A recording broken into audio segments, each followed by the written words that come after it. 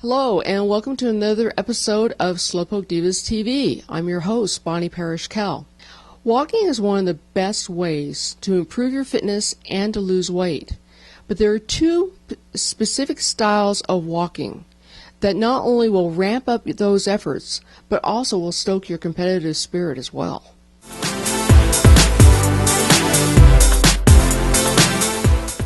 If you've been following me at slowpokedivas.com or on any of my social media channels, you know that I race walk all of my running races and including the run portions of my triathlons.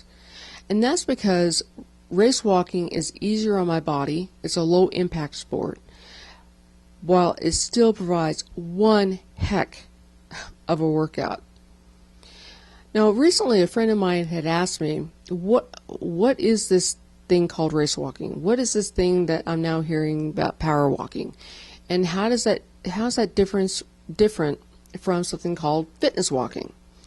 Well, that's a really great question. I can understand why people would be confused, and that's why we're having this video today to show you the differences between race walking and power walking that you can use as a competitive sport.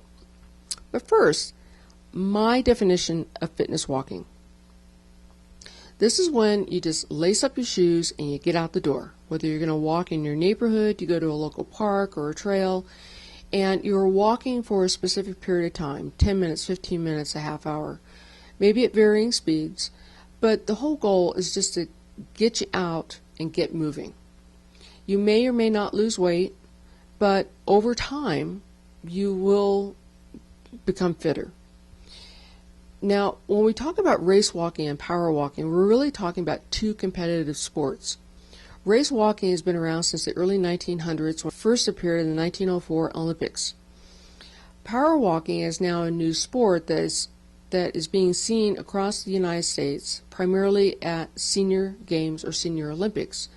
But power walking, because it lacks a specific technical detail that race walking has, is much more open and accessible to people of all ages, all abilities. Now, let's take a look at how they are defined by two of the sport's governing bodies. According to USA Track and Field, race walking requires the competitor to maintain contact with the ground at all times and requires the leading leg to be straightened as the foot makes contact with the ground. It must remain straightened until the leg passes under the body. According to the United States Power Walking Association, power walking rules state that one foot must be on the ground at all times and in a heel-to-toe foot strike action. The forward leg may be bent at the knee. So let's take a look at race walking and power walking in action. To do that, I asked Mary Ann and Doug Hamilton from the United States Power Walking Association to demonstrate two styles of competitive walking. Now, Mary Ann is an age group champion race walker who's competed internationally, and she still does to this day. Doug, he recently moved from race walking to power walking. First, let's take a look at Mary Ann and how she race walks. Take a look at how straight Mary Ann keeps her forward leg at all times. This video is being shown at half her normal race pace. Now take a closer look at how her forward leg always stays straight until it passes underneath her body. Then as her heel strikes the track, her leg is straight. That's race walking. Take a look at Mary Ann as she is race walking at her normal race pace.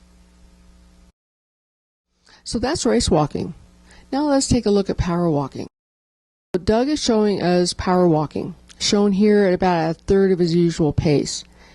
Notice he always has one foot on the ground, just like Mary Ann did. In this frame-by-frame view, you can see how Doug's forward right leg is bent at the knee.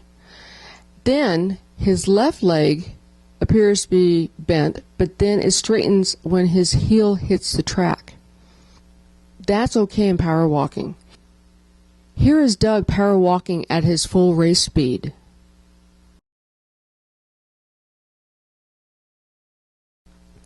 Okay, so we just saw race walking and we just saw power walking. What do they look like almost side by side? Take a close look at how Doug and Mary Ann are walking.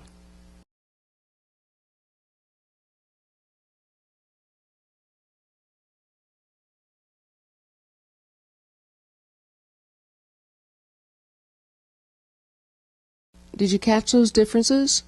Don't worry if you don't, because it can take time to become familiar with the forms of both sports.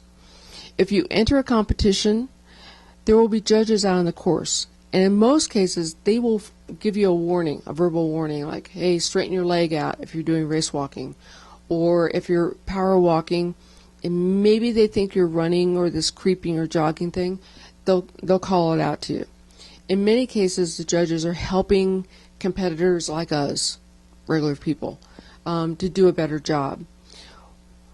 When the competition gets higher up in intensity, a lot of times that you're not going to get those breaks. You'll get yellow cards, and then when you get enough red cards, you've been disqualified. So this is why it's important to understand the differences between the two forms, and then practice. Practice. Believe me, I'm still practicing my race walking, because I think I will be all for forever and ever until I too make the switch over to power walking. Whether you choose the technical sport of race walking or the more accommodating sport of power walking, either way, you're going to have a great time challenging yourself in a race to do the best that you can. If you win a medal, so much better. But the thing is about whether it is race walking or power walking, you're getting out there and challenging yourself to be the best you can be at that moment in time. So I do want to give a big shout out, a big thank you to Mary Ann and Doug Hamilton of the United States Power Walking Association. Without their help, wouldn't have been able to do this. Please like and share this video with your friends, family, and other divas you think will find inspiration from the information I just presented today. Click the YouTube subscribe button now so you won't miss a new episode coming up soon on Slowpoke Divas TV. Let's keep the conversation going online. Connect with me on Twitter at bparishcal and at Slowpoke Divas. Follow the Slowpoke Divas page on Facebook. Check out the Slowpoke Divas boards on Pinterest. Slowpoke Divas is also on Instagram and on the web at slowpokedivas.com, where you'll find even more information and inspiration designed for divas just like you. So until next time, get moving, stay happy, have fun. We'll see you. Thanks.